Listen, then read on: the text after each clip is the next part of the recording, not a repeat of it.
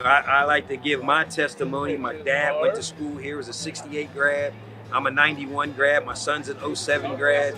My daughter Haley's in school here in the WorkLink program. I got a nephew Tank on the team. So, you know, Penn State's a great place. And my family is testimony to say how great Penn State is. So, you know, when you come to Penn State, it's a 40-year decision. It's not just a 4-year decision. So, we try to, get that message across to these guys. And Deion's done a great job in the city of Philadelphia right now.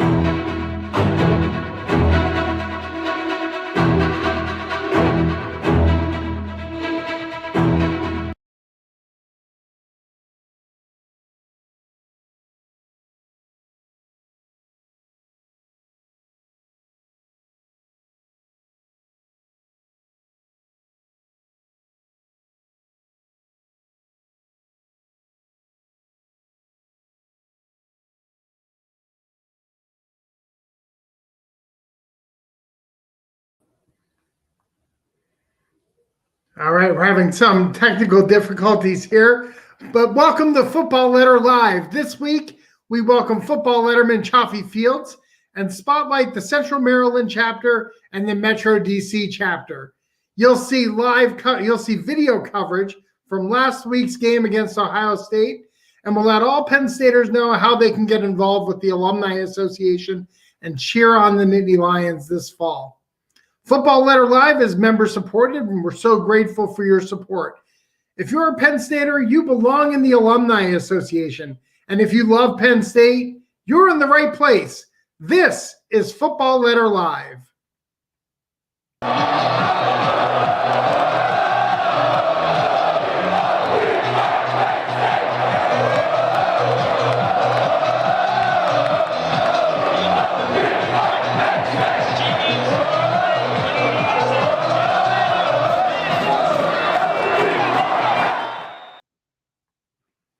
Welcome into Football Letter Live. I am your co-host, Paul Clifford, joined as always by John Petishnock. John, how are you this evening?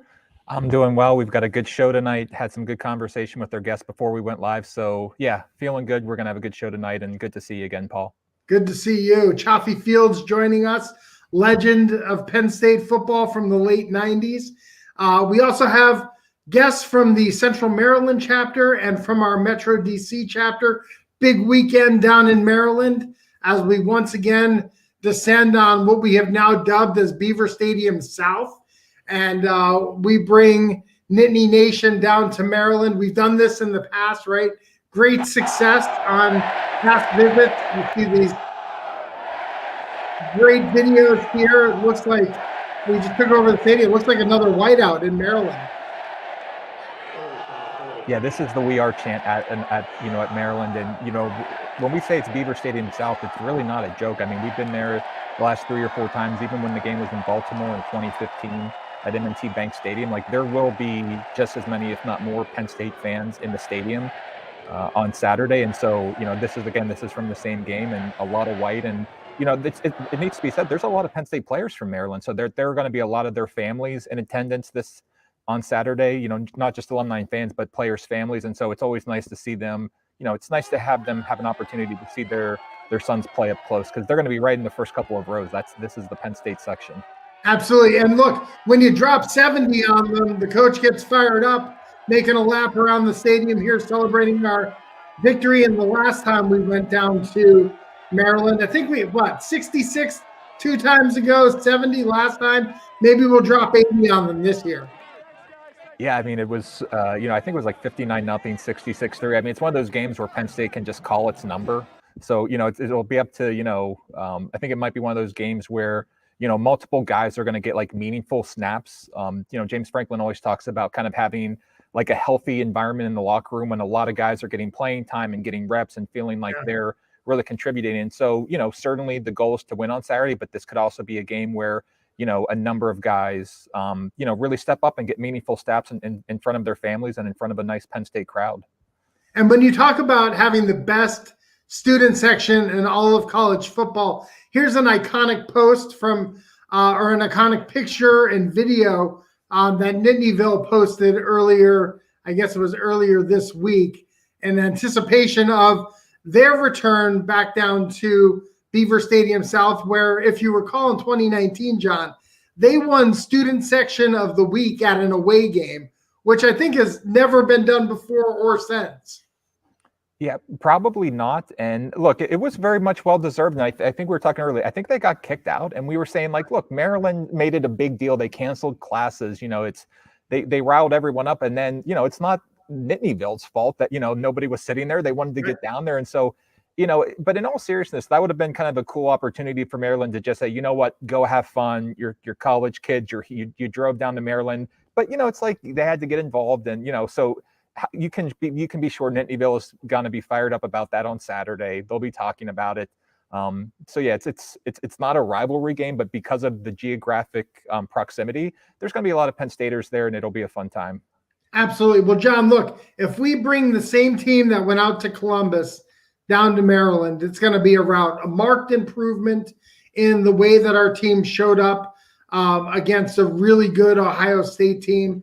Was really impressed with how the team performed in Columbus under adverse circumstances, right? It's an intimidating place. They had their scarlet out, and it was a great environment. Yeah, it really was. I mean, we've been out there the last couple of times, and it's not that I wasn't impressed with Ohio Stadium, with the Horseshoe, but you just hear so much about it. But Saturday night, a night game kickoff, in terms of an away game atmosphere, it's probably the best one I've experienced in the last 5 or 6 years. And Penn State has a lot to do with that.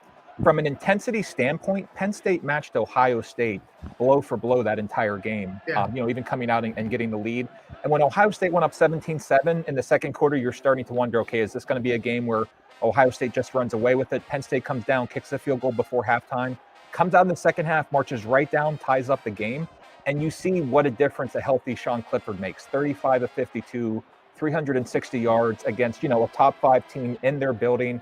And Jaywan Sider, the running backs coach, had such a great, I don't want to say just a great quote, because, those things just kind of sometimes go viral without context. But he was talking about the recruiting message not changing just because you lose a couple games. And he said, look, recruits know what Penn State football is all about. And he said, look, let's be real. If Sean's healthy against Iowa and Illinois, and he was just, being candid, and it was so great to hear. But inside the locker room, this team knows, they're a ranked team. They're a top 10 team. It was just, Sean got hurt. But again, you saw what difference it made on Saturday in the Horseshoe. Absolutely. Great video there of coverage from some of the game's highlights. I liked how the team fought back. We fought back on a number of occasions. It was just the team's performance was reminiscent of our first 4 games, right? I mean, that was the team that we remembered, the team that was in the top 4. And again, if we bring that team down to College Park, it's going to be a rout. It was also a great video. We saw Haley Danielson of the Lionettes dancing in the end zone there with the Nittany Lion. We have the Central Maryland chapter represented on the show here tonight. And she is from that chapter. Her father, Paul, was actually integral in getting that chapter started. If there was a Mount Rushmore for the Central Maryland chapter, Paul Danielson would be on that Mount Rushmore. But so again, always looking ahead, trying to go 1-0, and we're going to bring that attitude and that mentality down to the DMV this weekend. Yeah, absolutely. I mean, Sandy Barber stopped by the pep rally on Saturday, and she said there's no reason that the team can't go in and win on Saturday at the Horseshoe. The same can be said for these final 4 games. This is going to be a critical month for the team. There's a lot. There's a lot to play for still. Finishing 9-3 and playing in a New Year's Day Bowl, that's something to be proud of. And so, but yeah, looking ahead to Maryland, the whole mantra of always going 1-0. We'll have, the Maryland Mixer on Friday night. We've got, I think last I heard, 700 people signed up for the pep rally on Saturday. And so, yeah, alumni and fans are ready. Well, they're coming to Maryland on Saturday, and I have a feeling like they're not coming back without a W. And so, you feel like if you can get one win on Saturday, you feel like that kind of maybe changes the complexion of the rest of the season in some ways. Absolutely. Thank you for joining us on Football Letter Live. If you want to get entered for one of our Football Letter Live prize packs, all you have to do is drop a comment in the comment section on Facebook or on YouTube, or share this link, and that's how you get entered. We will be sending more of those Football Letter Live fan packs out. Well, John, we got some great guests waiting in the wings. Why don't we bring them on? Andrew Schlegel, class of 2012. He's the past president of the Metro DC chapter. Welcome, Andrew. Hi, Paul. Hi, John. Hey, Andrew. Also waiting in the wings, Ken Hibbard. Ken is class of 96. He's the past treasurer and board member of the Central Maryland chapter, a founding chapter member. His face right up there next to Paul Danielson and Ned Brockloff in terms of the founding fathers of that chapter. Welcome to Football Letter Live, Ken. Thank you, Paul, John, Andrew. Great to be here with you guys. Yeah, we're going to have some fun talking about these two Elm level groups of distinction, John, which is the highest level that you can achieve in terms of the things that these chapters are able to do on behalf of the Penn State Alumni Association. So we're talking with two of our best groups. We always enjoy hearing about people's Penn State origin story, right? So let's start with you, Andrew. How did you become a Nittany Lion? Yeah, so I grew up about 45 minutes south of State College in a little town called Mifflintown. So anybody driving up 322 for the games, you stop at the Sheets. That's my hometown. So always been around Penn State, been around campus, visited the creamery a lot of times. I think I really got hooked, though, specifically on agriculture, which is what I went for. Ended up in food science. But, visiting the farm show, seeing what Penn State had there at the farm show, what agriculture had to offer. And from there, it just kind of got me hooked. And just made my way up to State College, just 45 minutes up the road. So, Andrew, have you ever had a milkshake at the farm show? That's the big question. Yes, I have many. Farm show milkshakes are where it's at. And actually, that company is owned by a Penn Stater. Little fun fact. We should try to get him on a future show and talk about, he was a former student athlete as well, played football, ran track here at Penn State. And so we should get Rob Boulware on the show at some point. Ken, what's your origin story? So for me, it's kind of a family affair. Both my parents are Penn State alums, 63 and 64. But they worked really hard to not overly influence me. And when I was looking at colleges, I've always been a bit of a space geek. And I was looking for a school that had aerospace engineering. And at the time, a lot of colleges had that as a minor, and very few actually offered it as a full-fledged major. And that was kind of the filter I used when I went around and I looked at schools.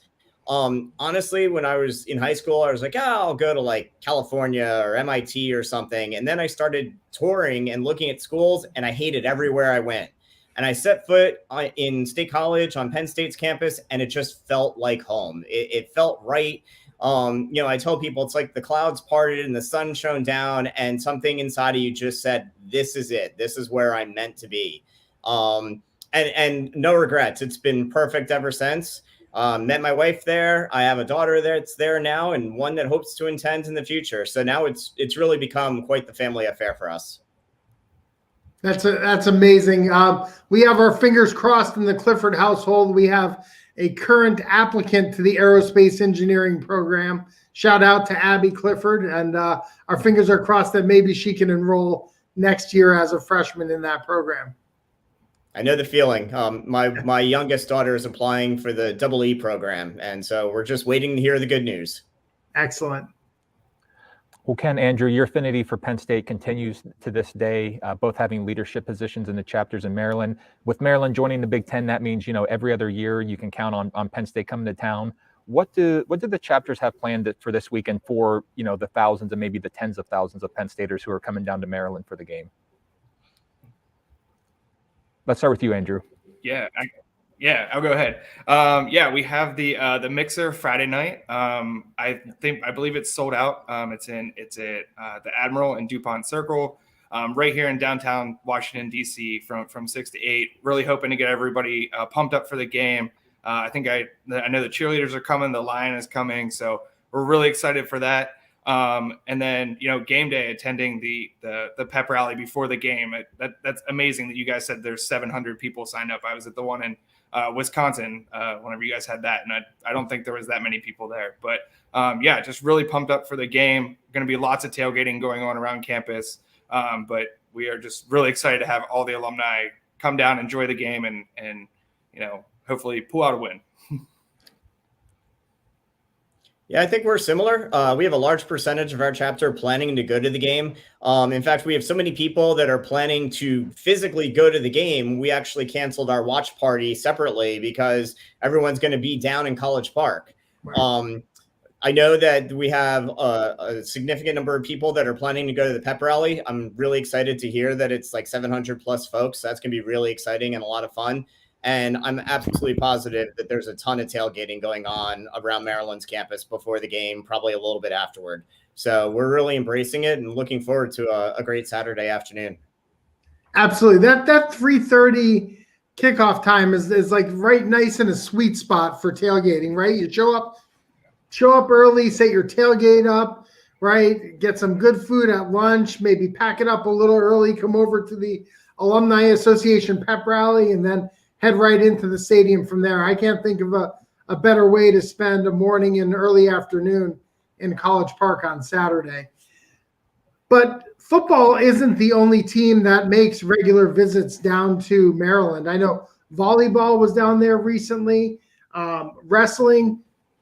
What is it like, and how do you support Penn State when the Nittany Lions come to town to compete against the Terps? So I guess I can jump in on this one. We do a variety of different things. So we always have somebody on the board that kind of tracks anytime the Penn State teams are coming to town. To start with, we try promoting that, right? We certainly put event notices out on our social media, on our website. We'll send out emails just to make people aware, hey, Penn State's coming to town, go support them. And so we try to promote the events, and then we try to also gauge from within the chapter how many people might be interested in going to a particular event, depending upon the sport. And if we get a good interest, we'll try to organize a trip down there, maybe do a bulk buy of tickets.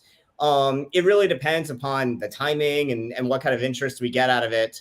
And then on top of that, we try to organize some local activities, right? Basketball games. We'll say, hey, meet at this bar or go to this location. We guarantee the game will be on TV. Come root with your fellow Penn Staters. And then we've also tried to maybe coincide some of our regular activities with some of the local sporting events. So as an example, every December, we do a fundraiser for Toys for Tots. And one year, on the night that we were doing our Toys for Tots fundraiser, the basketball team was in town. And so we picked a place that was just going to be lined with TV screens. And so not only could people come out for the fundraiser, but they could come out and watch the basketball team with fellow Penn Staters and kind of combine both activities into one. Yeah, and just following off of what Ken said, kind of down here in DC, we do the same thing. Try to keep track of when teams are going to be in town. When we can make it up to the different games in College Park. I know we've done some basketball, both men's and women's. I think we're going to try to do some games this year whenever they come down to Maryland. Have some really high energy around the basketball teams. Really excited for Coach Shrewsbury to be in town, and Coach Keeger is doing some great stuff with the women's team. So hopefully getting a lot of tickets, getting a lot of people out to those games to support the teams. I know in the past we've done some volleyball as well. Just some different things like that whenever they're in the area, just trying to get out as much as possible. And for us, it's not just Maryland too. A lot of the teams play George Washington or George Mason, and we try to get fans out to those games too and support the student athletes any way that we can. All right. So at the Alumni Association, we know that there's power in numbers. There's the power in having, 700,000 living alumni, 800,000 living alumni. Ken, can you talk a little bit about, are there times when the Maryland chapters will collaborate and work with one another? even if it's just promoting each other's events to try to reach a wider audience for one another? Yeah, we've definitely tried to work with the local chapters over the years. It's interesting because the demographics between some of our chapters are quite different, right? There's just a different vibe in Central Maryland from necessarily the DC metro area or Baltimore. But there's a lot of commonality. We're all Penn Staters. And so we've done a number of different things different kinds of things in the past, joint events. I know we did a combined symposium quite a few years ago with DC. But we also did an activity with the Annapolis chapter where we joined up with them when the first family came to town one year. We've done a bus trip with the Baltimore chapter in the past.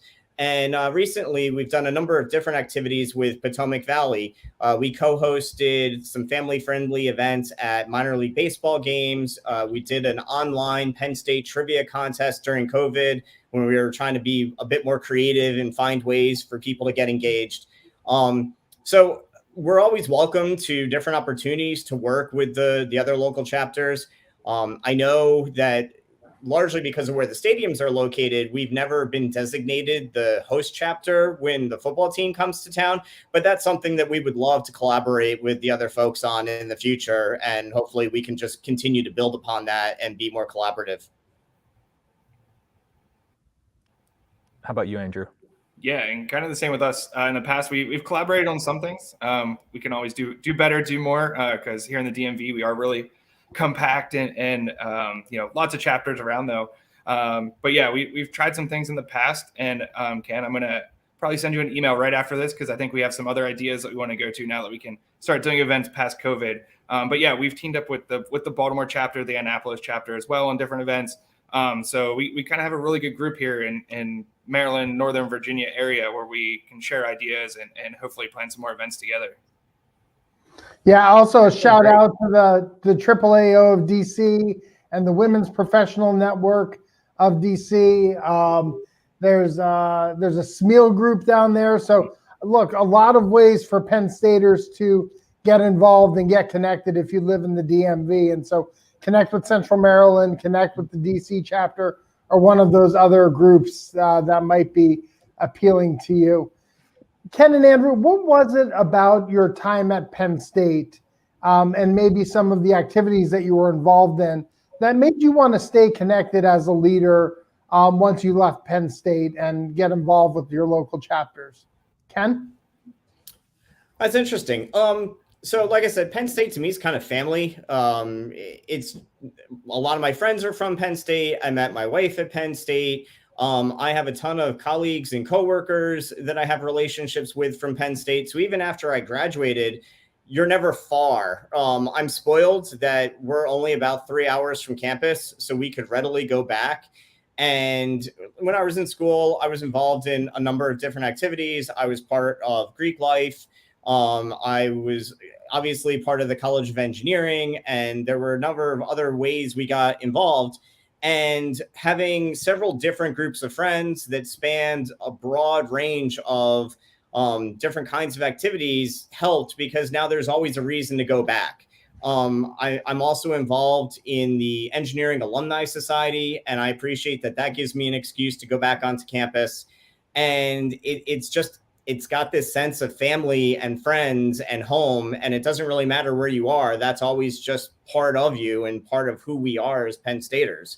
I think one of my favorite signs that someone gave me a few years ago, it just talks about being a Penn State alumni. And it's basically on the inside looking out, it's really hard to explain. And on the outside looking in, you really just can't understand. But there's a bond that all Penn Staters share. And why would you ever want to give up on that? And so engaging and keeping that going just seems like the right thing to do a lot of time. Yeah, and following off of Ken there, for me in college, I was really involved with our Ag Advocate group, which is basically the Lion ambassadors for the College of Ag Sciences. Took on a lot of leadership roles there. I was the co-chair of Ag Day my senior year and everything like that. And just whenever I first got my job down here in DC, I moved down here not knowing anyone. Kind of took a leap of faith on the job. It's worked out great. And whenever I first moved down here, like I said, didn't know anybody. So I was like, how can I meet people that have common interests? So I looked up the local chapter, went out to some events, joined our softball team that we have down here. That's a great group to get involved with, really meet a lot of people, met a lot of my friends that way down here. And that's just kind of kept me involved. And just what I keep wanting to spread that Penn State spirit, just have that common interest with people that, we love the school that we went to, and, we want to keep that bond going forever. Yeah. As a follow-up, Paul, something Andrew said reminded me, it must have been in the mid-aughts. I remember being on a business trip, and I was out in Colorado on my own. And I had to be out there over a Saturday, and I looked up the Colorado chapter of the Penn State Alumni Association to figure out where could I go to watch the game. And they had a bar that they always held their watch parties at. And I showed up by myself, and I'm like, I'm not sure what this is going to be like. And 10 minutes into it, I had a room full of new friends, and they were completely inviting, and it just totally made the weekend. And then a few years later, when I met Paul Danielson, who's talking about starting up a chapter in Central Maryland, what he was talking about in that feeling was exactly what we were looking for. And it was something that was going to be in my backyard without necessarily having to drive, into one of the local cities, whether it's DC or Baltimore. And it was just appealing. And when he offered the opportunity to help create a chapter, we kind of jumped in with both feet, my wife and I, and said, this is exactly what we're looking for. And yes, how could we help out and make it successful? Yeah, Shout out to the Colorado and their welcoming spirit that all Penn Staters have for kind of inspiring me. Yeah, and I was just going to add that, I'm the past president now. My term ended in June, but I just joined the Ag Alumni Society board. I'm getting really involved with that now, so super excited about that. So just another way that I just want to give back to Penn State. And let's give a shout out to the new president, Megan Mahaffey. We look forward to seeing all of our friends who volunteer for Penn State tomorrow night. Shout out to the Colorado chapter. If you want to know how to run a game watch party, go to their Instagram page and you'll see how Penn State Colorado celebrates after a touchdown. It is insane, and they capture all those great moments on their Instagram page. So we're talking about atmosphere, right? Colorado's got a great atmosphere at their game watches. Philly does a great job by your chapters. But there's also great atmosphere when Penn State comes to Maryland. You saw the video that we showed of our students taking over the student section. Talk about the pride that you all have, in going to work on Monday after we dropped 66 on Maryland, or upwards of 70 points on them. Ken? Sure. I always enjoy when we beat Maryland because living and working here, I know my direct supervisor is a Maryland fan and a Maryland alum. And so anytime we win, he kind of does the duck and hide, and because he knows that we're going to banter about it. He takes every opportunity to try to place side bets between Penn State and Maryland, and I'm definitely up over the years. He owes me significantly more than I've ever had to pay out to him. So it's fun. I think many of us wear our pride on our sleeves. We wear Penn State clothing. We talk about it. We're proud of it. Anybody that knows our family knows that we're Penn Staters. And so it's just associated with us. And it's always a good time to banter back and forth with people in the work environment about this. The guy whose office is right next to me actually teaches a grad course in the evenings at Maryland. And so he'll walk by my office and go, I don't want to hear it. Don't even talk to me. Just leave me alone. And so he knows what's coming. How about you, Andrew? Yeah. And Ken, I have that same thing. I was actually on a call with our office in the Netherlands the other day, and I had a Penn State shirt on, and our foreign service officer was like, we can't have this call. I can't talk to you anymore. And then today I had another call with him, so I made sure to wear my Penn State gear just so he knows that there's a game this weekend and he knows who's going to win. But as far as the atmosphere, I think it's going to be great. 2019 was amazing. Seeing all the white. I know Coach Franklin called for a whiteout that year because they tried to do a blackout. It did not work. Over half the stadium was probably Penn Staters. I didn't see him call for a whiteout this year, but I know some people are still going to wear white. But yeah, it's going to be super fun. I know a bunch of my friends have a tailgate planned. I won't say the number because it's a large number that we have signed up for our tailgate, but it's going to be a great time, and can't wait for the win. All right. Well, hey, thank you all so much for joining us. Before we let you leave, predictions for Saturday. Andrew? Oh, man, I would love to see 2019 again, shut them out. But I have a lot of hope after that Ohio State game, so I think we're going to win by at least 21. How about you, Ken? Okay. Well, one thing I can guarantee, and I'll proudly plug, the Blue Band will definitely be there. So I know we're going to see the Blue Band on the field this weekend, and I'm excited about that. As far as the football game, I think we're going to see Penn State try to establish the run and use some play action off of that. Ultimately, they're probably going to resort to the air attack, and I'm thinking it's going to be something on the order of 42-10 when it's all said and done. Excellent. I like both of those outcomes. And we love what you all do for the Penn State Alumni Association. Thank you so much for joining us on Football Letter Live. Thanks, Paul. It's been great. Yeah, thanks, guys. Thanks, Ken. Thanks, Andrew. Appreciate it. John, two great examples of chapters really doing some great work for the Penn State Alumni Association. Yeah, and you see the power of like getting them in, even if it's a virtual room, getting them together, talking about like, let's follow up on, kind of generating ideas based off what the other one is saying. And so big weekend planned in Maryland. We're going to have a lot of fun, but certainly they do a lot of work behind the scenes year round. They deserve the accolades that they're going to get. They deserve, folks coming down and learning more about them. And great to have them on. Well, we are so excited for our next guest. We have Chaffee Fields with us. Wait, what? Wait a second. You're not Chaffee Fields. I'm the much larger, slower version. Keith Conlin, how are you tonight? I'm still eating Halloween candy, so I'm doing pretty damn good, Paul. That's great. Keith Conlin with a mouthful on Football Letter Live tonight. If you don't know who Keith is, where have you been? Keith was a starting lineman on probably the greatest offensive line ever to play at Penn State, the 1994 undefeated team. He's a Rose Bowl champion. He was 1995 All Big Ten selection. After his career with the Nittany Lions, Keith was drafted in the 6th round of the 96 NFL draft by the Indianapolis Colts.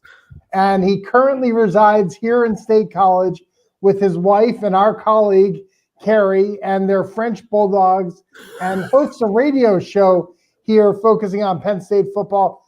Keith Conlin, we went to the bullpen for you tonight. Thank you so much for joining us. Dude, you can't call it a bullpen anymore. No? It's the arm barn. Arm barn. The arm. Okay. Yeah, you got to remember that. Hey, but no, I'm actually laughing more about anything else than my wife Carrie and our French Bulldogs. they have more personality than all of us, so they're awesome. So let me grab one for you here real quick. Oh yeah, go for it. Look at the picture. Look. Oh my goodness, that's such a There's big the picture. puppy girl. We have to ask Carrie about that. This is the little Poppy. This is our little baby girl. Say hi, Pop. That's amazing. We need to send Keith a Football Letter Live gift pack for sharing a photo or live video of his pet. Hey, what's funnier is that me walking down the street, walking these three little guys and this and that, they're 20 pounds, and this one's about 13 pounds. It's the funniest thing in the world. But yeah, man, Hey, always here to help you guys, whatever you guys need, all the time. I love talking Penn State football, and I love talking. I know Ken was just on there talking about his the Maryland fans that don't show up, but then you know who Maryland fans are when they beat Penn State, right? Isn't that one of those famous things? Because I lived down there for a little bit. You don't hear anything, And then all of a sudden, Penn State lost to Maryland a couple of years ago. Then I got like 8,000 phone calls from these people. And I'm like, wait, really? I didn't say a word to you for 70 years when you didn't beat us once. Yeah, they're 3-40. So like when they get one of those rare wins, like every 15 or 20 years, like they have to. So in that respect, I don't blame them. But Keith, obviously very thrilled to have you tonight. You know, every week we have on a letterman, and, you know, we talk to them about life lessons learned at Penn State. You know, in your successful career, in your post-playing days, you know, what are the Penn State lessons that you know, still find yourself instilling in your daily life, professionally, personally, as kind of, you know, maybe guiding principles that you still put into play? If you want to laugh, I was running down the hallway, running down my street, getting to because I felt I was going to be late here because Paul told me 7:25, and I walked in the house at 7:26, so I thought I was late. I wasn't on Paterno time. I thought I was going to be in trouble. So that's definitely one of the biggest things I've ever learned in my world with Joe is you know, being on time and having respect for other people's time, because it's not, you know, it's important to be on time and all that stuff. But my always greatest thing that Joe ever taught us was always the little things. Take care of the little things, and the big things will take care of themselves. I mean, that is the best thing that he has ever said and taught on to us. And then like we actually gathered in and grabbed on and like latched onto. Because it's true in every facet of life. If you take care of all the little things, the big things are going to be just fine. So that's one of my things I love from Penn State. I love from Joe Paterno. So, Goon, let's talk about your Penn State origin story. It's certainly a family affair for the Conlin family. Talk about your family's connection to Penn State over the decades. Sure. I love the story. I tell it often. I feel as I go on a lot of these different things, and I hope I'm not boring people with my story, but I was a 9-year-old boy when Joe Paterno and Dick Anderson came to my house in 1983, just fresh off a national title, came to my house to recruit my older brother Chris, who goes by the name Buck, when he was here. And I was pilfering and hammering Joe for autographs and the whole night and this and that, you know, yada, yada, yada, you know, hey, sign this. And I always said, I may have said it's on the letter lie before, but Joe Paterno committed a rules violation that year. He spent $5 for the Holy Martyrs School booster program for our yearbook. So Joseph V. Paterno and Susan Paterno may have committed a rules violation in 1983. I think we may have to call the NCAA and allow this to let them know this. So long story short is that I kept on hitting the old man up for autographs. And again, I'm 9 years old. I'm like, hey, you know, can you, sign this? Because I knew I was going to sell them the next day to my friends and this and that. And then the old man looked at me and he says, I'm going to sign this last piece of autograph for you, but I'm going to tell you this much right now. He goes, I'm coming back here in 10 years for your autograph. And he goes, you give me that autograph? And I said, I will give you the autograph. So no one thought about it. I never thought about it. My parents never thought about it. Nobody ever even remotely thought about it. But Joe walked in my house in 1991. It was 8 years later.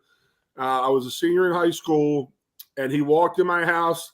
It was raining. I took his coat. He turned and looked at me right in the eyes and says, I'm here for my autograph. And I said, excuse me? And he goes, I told you 10 years ago I was going to come back here for your autograph. And I said, holy crap. And my mom and dad were stunned by it. I mean, we had just kidded around it like back in the day, but no one even remotely thought about it. But Joe, the old man, thought about it and knew it and remembered it. And he said, he walked in my house. He goes, well, I'm here for my autograph now. And I was like, holy crap. All right. He's got a memory. But did he even have to ask you for it, Keith? I remember you telling me stories of your visits going up to visit Buck and just some of the guys that you got to hang out with at that time. I was the luckiest human being anywhere from 10 to 13 years old. There's nobody who was luckier in the whole world because, you know, my parents would like let me go stay at the apartment like Friday night because, the guys went out to wherever they were taken out off campus. Right. But I would stay there with his buddies and the stuff like that. So I'm 10, 12 years old, and I think I'm a big guy. I'm like, oh, I ordered Domino's pizza last night. It was here in 31 minutes. I should get a free pizza. That was my biggest thing I was worried about was the pizza. So I just absolutely loved it, hanging out with those guys. I mean, I'm post-game, you're hanging out with like a tailgate party with the Kisners, the Tim Manoa, Mikey Wolf, Mikey Russo, Mitch Farrat's families. You have 10, 15 guys there. Then you go back to my brother's house for like, the after tailgate,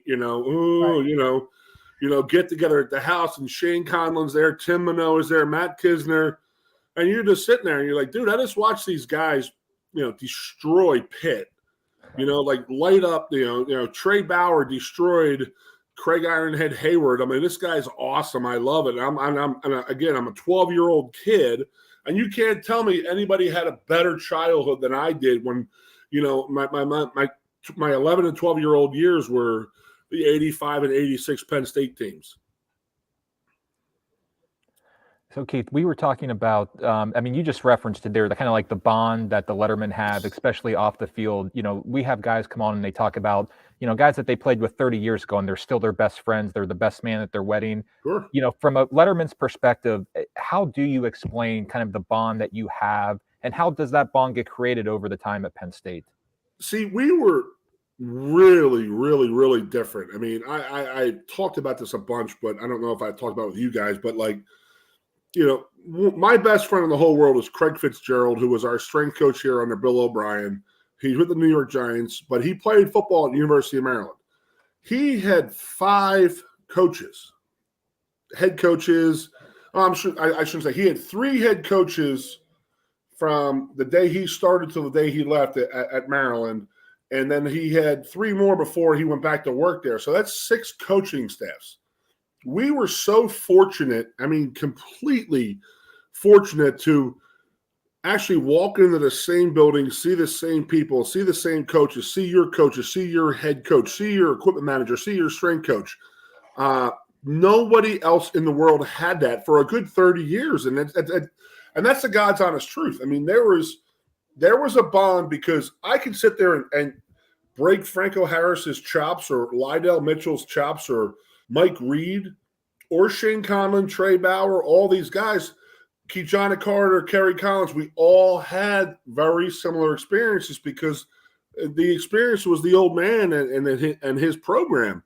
And we always had that in common. And we don't have that now, but there is still that brotherhood amongst the football letterman club that we do have it together. And we are, if I see anybody in the letterman's parking lot, it's crazy. We just have a good time and just talk about old stories and, what these guys can do now, what we can do for these guys type of thing. So it's a wonderful thing. All right, I've been trying to think of it off the top of my head, Goon, and I'm missing one. He's probably spent a decade in the NFL. But when we talk about the best offensive line ever to play at Penn State, sure. I got you, I got Bucky Greeley, I got Andre Johnson and Marco Rivera. And then obviously you tight end with Kyle Brady. You literally forgot the All-American Jeff Hardings. I kept thinking Steve Wisniewski, but that was a decade earlier, right? Hardings was the cash cow. He was the bell cow of us all, man. But the funny story about that whole thing is that Jeff was what he would probably be considered a 2-star recruit right now. Right. And that's what Joe just saw something in him. I believe that Bill Kenny recruited him, and he just saw something in him and what he could do. But he was just, Jeff was like the bionic man. He was so smart, but yet such a good football player and such a big, strong, tough dude. It was unbelievable. And then, you throw in, me, Marco, Jeff, and Andre, or Bucky and Andre. We all played our parts in this and that. And I'm happy to say I was the 11th men on a great offense. So I'm very proud to say that, Paul. That's my claim to fame. That should be a T-shirt I should make. The 11th man on the best offense of On the all. best offense in college football history. That's Some not a would bad say distinction. possibly 12. Right. Exactly. Well, you mentioned the Letterman's Club, Keith. Yep. Just wondering, like, how often do you get to talk with Wally Richardson, and how critical of a role does he play? I mean, the Letterman's Club is important at any school, but especially at Penn State, where you have generations of student athletes and that bond. Just wondering your thoughts on Wally and the job that he does at Penn State. Yeah, Wally, it's a fantastic job that he does because he has to. I mean, we're what? We're now 3 programs away from Joe, 2 programs away from Joe, but we still try to keep it the same way and, let these guys know. Like, there'll be a let me think now. Rutgers game is the 20th, so Sunday the 21st there'll be a little picnic at the Letterman's Club, inviting all the seniors and graduating guys to it, and they were all invited, and they are accepted in the Football Letterman's Club for 1 year, and then then there's some dues paying on top of that, but that's besides the point. But there is that camaraderie and that brotherhood. I mean, I coached Division III football for a few years, and our whole thing was, it's a 40-year decision. You have Army, Navy, Air Force, and those type of schools who it's a lifetime decision and stuff like that. We're with Penn State and the Letterman's Club, it's like, if you have an issue, if you have something you need to be done and this and that, you just put out on the Letterman's wire, what you're looking for. It might be a job, it might just be a contact, just something, and there's 150 guys responding to you, whatever they can help you out with. So Wally and Penn State has done a great job with the Football Letterman's Club in that regard.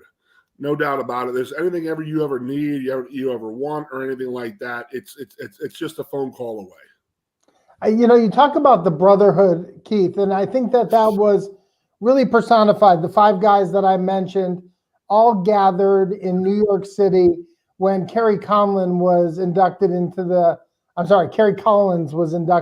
College Football Hall of Fame. And I think he even picked up the bill. Talk about that kind of that family coming together to celebrate one of your brothers, and probably one of the moments that he'll remember for his entire career. Well, I want to say this. I actually bought a tuxedo because I figured I got 4 or 5 more of these inductions in the College Football Hall of Fame. So I want that out there. Because Kerry Collins was the first to go in. Kyle Brady should be going in. Kijana Carter, Jeff Harding should be going in, and Bobby Ingram should be going in for my class. Just on our offense alone. But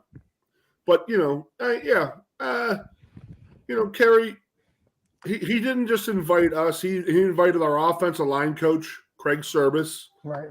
I mean, there's a reason why Kerry's buying us dinners and buying us cheesesteaks in the State College VFW back in the day, 25, 30 years ago. I mean, Kerry Collins was sacked 3 times his senior year. I mean, I just don't, under any circumstances, remember anybody having that kind of senior year who was coming from a passing offense like we did. And just what he did, and it was our pride. It was offensive line pride of, obviously we don't get attention. Our attention is when our guys get accolades. So if Kerry or Kijana won the Heisman, I won the Heisman. So Kerry Collins went in the Hall of Fame. I went in the Hall of Fame, in my opinion, because we're not, Jeff is the, the bull cow, the bell cow going in with the, 2-time All-American, academic All-American thing and all that. Yeah, I get that. But, me, Jeff, Andre, Marco, and Bucky, we weren't like super, fans of,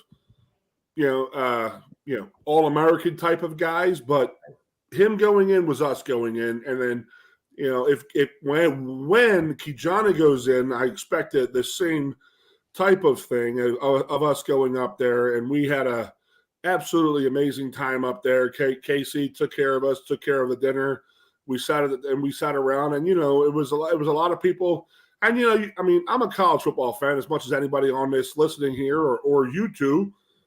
I loved it. I just like sitting around and, go up to say to somebody, hey, man, hey, I really appreciated you. I really, really enjoyed watching your career, and congratulations. But, it was really cool. I mean, I wish it was set up different, Paul. I don't know if you've ever gone. Have you gone, Paul? Yeah, I went the year I was working at Oregon, and Yep. Mike Bellotti was inducted, but it was also the same ceremony that Shane Conlin was Okay. inducted. So I was like But they don't fanboy talk. all night. But the night before they talk. They don't talk at the ceremony that night. They elect Right, somebody to right. talk that night.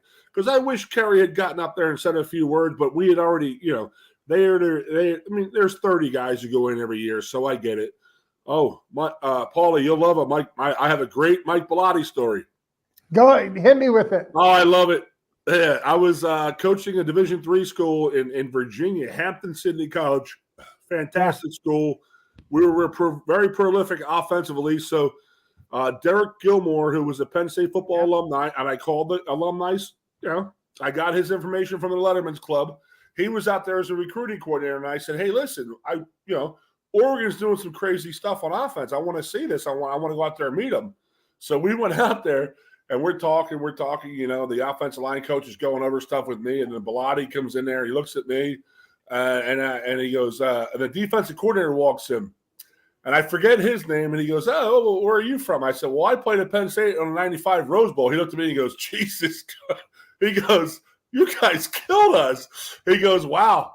He was laughing. He was like, we had no shot that day. And I was like, I could have told you that the day before. I said, you had no shot. So, and they played us well that game, but he was actually really, really cool that day. And Bellotti was awesome. He rolled the red carpet out, and he was the OC when Brooks was the head coach there at Oregon when we played in the Rose Bowl. Right. But it was just pretty funny. But he was like, oh, 95 Rose Bowl, huh? He goes, that was unbelievable. You guys were sick. I mean, we didn't know who to stop. So funny. Yeah, that was a great night. The night before was even better.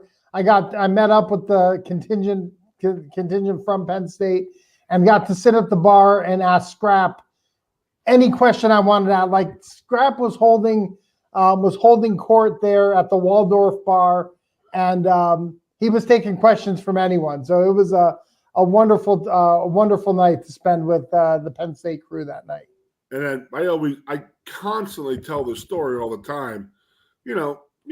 Bob Costas at NBC had already given Miami the national title the night before, and we go out and we Kijana rips off an 83-yard carry for the first touchdown of the game. And I'm like sitting there on the bench. I'm like, oh, this is going to be easy. This is going to be, we're going to beat these guys by 100 points and this and that. And then if you don't realize, but they came back and smacked us in the mouth a little bit for about a quarter and a half there. That was a hell of a game, a hell of a tough game for that quarter and a half after Kijana's touchdown before Ambrose Fletcher made that kickoff run and Chuck Penzenik had one of his 2 interceptions. Just little stuff like that. That's what I like. I sometimes tune into these things to hear what some of the guys were saying online and some of the players were playing. But I'm on the field and I'm like, and I'm telling you, I'm literally sitting there after that, and I was like, oh, we're going to beat these guys by 100 points, and it was the worst thing that could happen. And every time, Paul, my wife Carrie, John, you do too.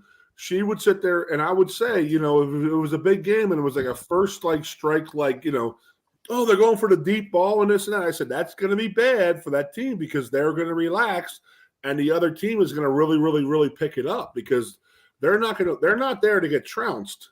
Right.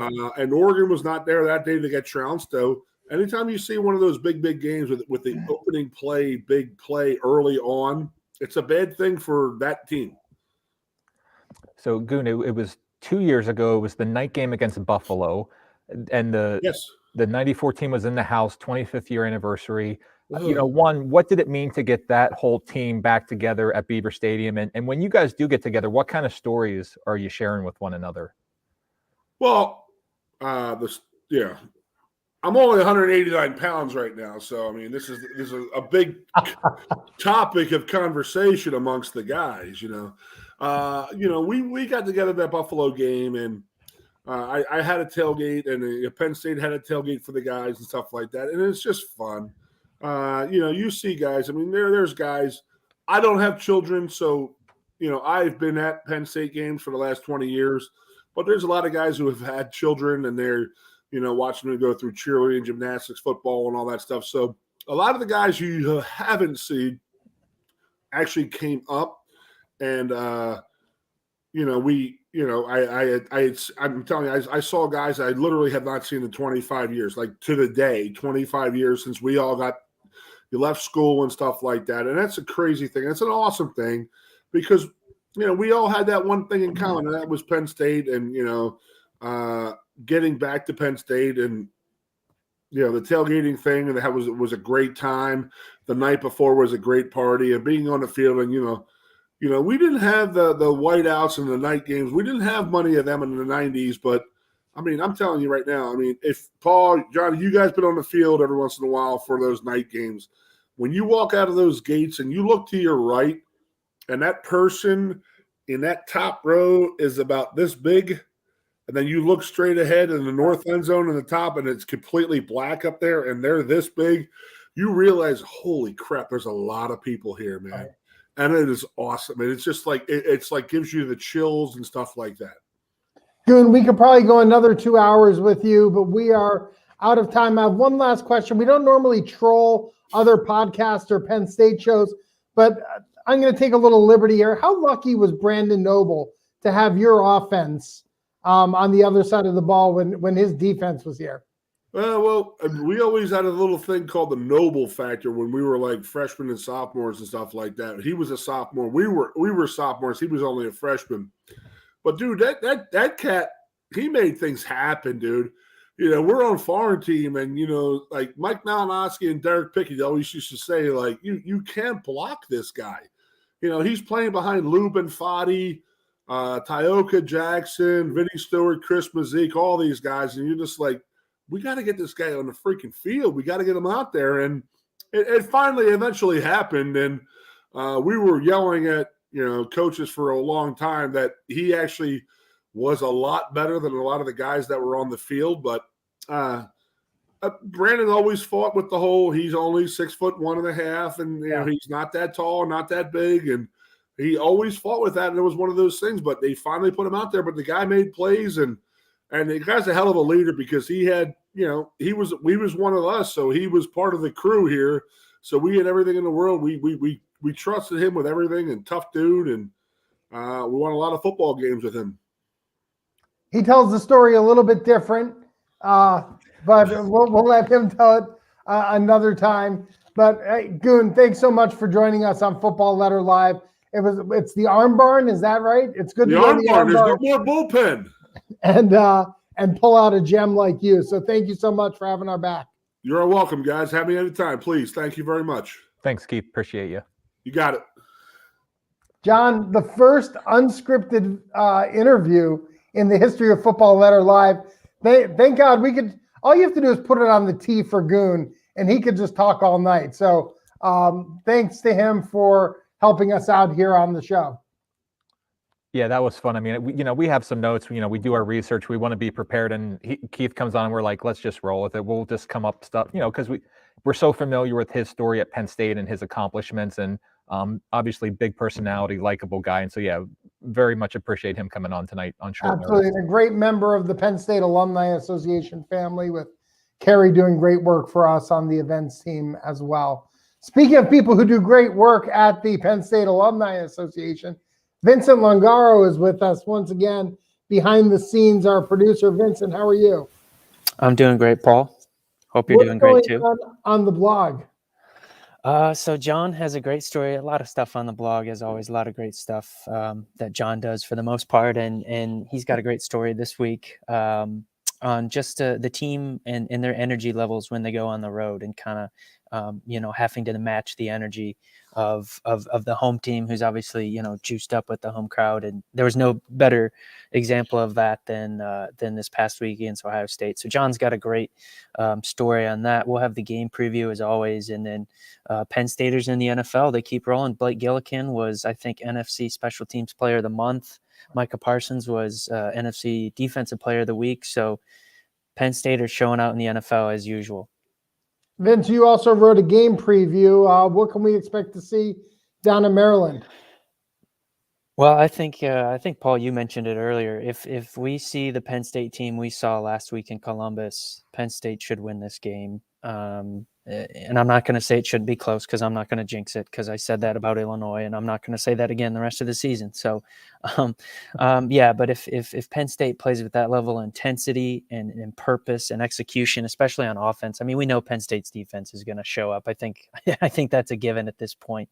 But if the offense, I think, executes the way they did against Ohio State and they match the energy levels of Maryland, there shouldn't be any doubt that Penn State wins this game, ends a 3-game skid, and becomes bowl eligible, which, I mean, at the beginning of the season, you say bowl eligibility, that, but 10 years ago, that's nothing to scoff at.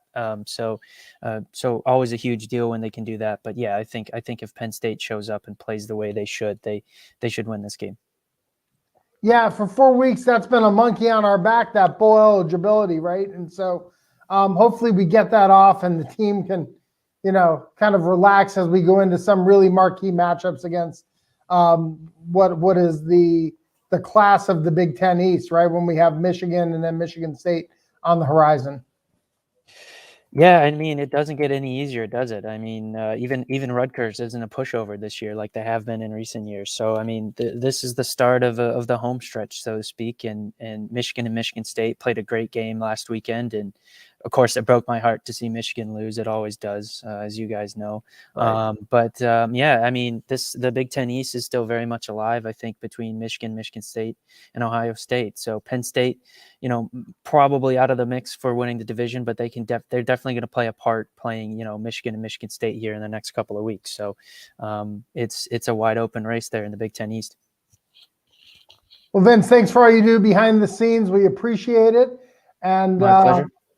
Look forward to talking about Maryland and then future games with you. Thanks, Vince. Thanks, Paul. Thanks, John.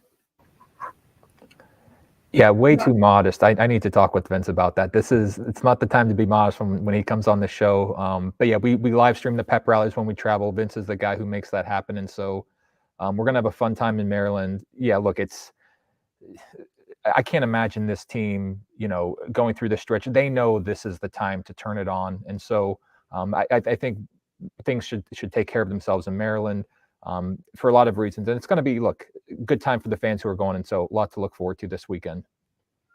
Absolutely. Well, hey, an unorthodox show for us here on Football Letter Live. But hopefully you're enjoying each and every episode that we bring to you. Our lettermen have been phenomenal. Our chapter leaders really helped to swell thy fame of dear old state. And so we always look forward to bringing their stories to you. And to you, our audience, our loyal audience, thank you so much for tuning in and for sending in your tailgate photos. We have some great photos that we are sharing here on the screen. We also want to tell you about the Penn State Go App. Download the Penn State Go App wherever you download apps onto your phone, and go ahead and choose the alumni experience when you log into that for the first time to stay up to date on everything going on at the Penn State Alumni Association. You can now get all of that information and more on your phone. Go ahead and download the Penn State Go App on the app store that you subscribe to. We have the Saturday edition coming out for all alumni. Make sure you look for the Saturday edition of the Football Letter. We have the Monday edition, which will recap hopefully a big victory over Maryland with some great photos brought to you by Steve Manuel. Again, check out the Football Letter blog. John and Vince doing some great work out there. You can find that at thefootballletter.com. And again, follow us on Twitter at PSUFBletter. That's at PSUFBletter on Twitter. Thanks once again for joining us. We got a great show next week lined up for you. We don't know who's going to be on that show because it was going to be Keith Conlin, but Keith Conlin joined us this week. And so you're just going to have to tune in and figure out who we feature next week on Football Letter Live. John, thanks as always for joining us, and we'll see you in Maryland. We are Penn State